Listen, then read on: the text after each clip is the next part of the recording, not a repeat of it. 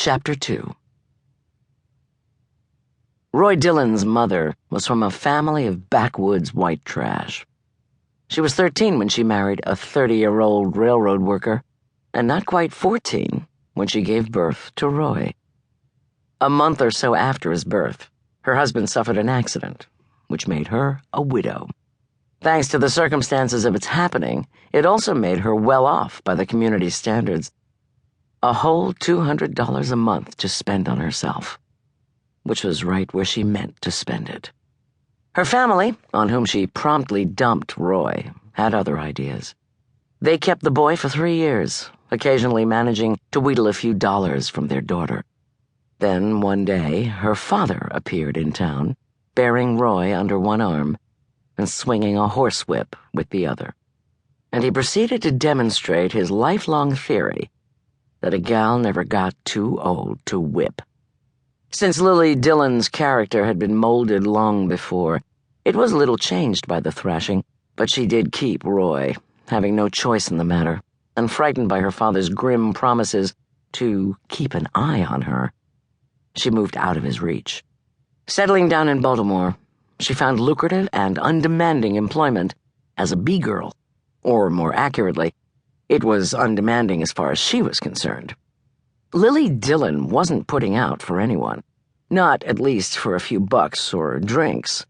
Her nominal heartlessness often disgruntled the customers, but it drew the favorable attention of her employers. After all, the world was full of bimbos, tramps who could be had for a grin or a gin.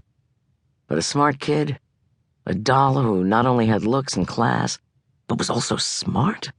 Well, that kind of kid you could use. They used her in increasingly responsible capacities, as a managing hostess, as a recruiter for a chain of establishments, as a spotter of sticky-fingered and bungling employees, as courier, liaison officer, finger woman, as a collector and disperser, and so on up the ladder. Or should one say, down it? The money poured in, but little of the shower settled on her son. She wanted to pack him off to boarding school, only drawing back indignantly when the charges were quoted to her. A couple $1,000s a year, plus a lot of extras, and just for taking care of a kid. Just for keeping a kid out of trouble. Why, for that much money, she could buy a nice mink jacket. They must think she was a sucker, she decided. Nuisance that he was, she'd just look after Roy herself. And he'd darned well keep out of trouble or she'd skin him alive. She was, of course, imbued with certain ineradicable instincts, eroded and atrophied though they were. So she had her rare moments of conscience. Also, certain things had to be done, for the sake of appearances, to stifle charges of neglect, and the unpleasantness pursuant thereto. In either case, obviously, and as Roy instinctively knew, whatever she did was for herself, out of fear or as a salve for her conscience. Generally, her attitude was that of a selfish older sister to an annoying little brother. They quarreled with each other. She delighted in gobbling down his share of some treat, while he danced about her in helpless rage. "You're mean. Just a dirty old pig, that's all. Don't you call me names, you snot," striking at him. "I'll learn you. Learn me. Don't even have enough sense to say teach." "I do too. I did say teach."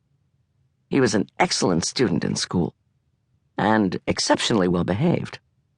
Learning came easily for him, and good behavior seemed simply a matter of common sense. Why risk trouble when it didn't make you anything? Why be profitlessly detained after school when you could be out hustling newspapers or running errands or caddying? Time was money, and money was what made the world go around. As the smartest and best-behaved boy in his classes, he naturally drew the displeasure of the other kind. But no matter how cruelly or frequently he was attacked, Lily offered only sardonic condolence. "Only one arm?" she would say, if he exhibited a twisted and swollen arm. Or if a tooth had been knocked out, "Only one tooth?"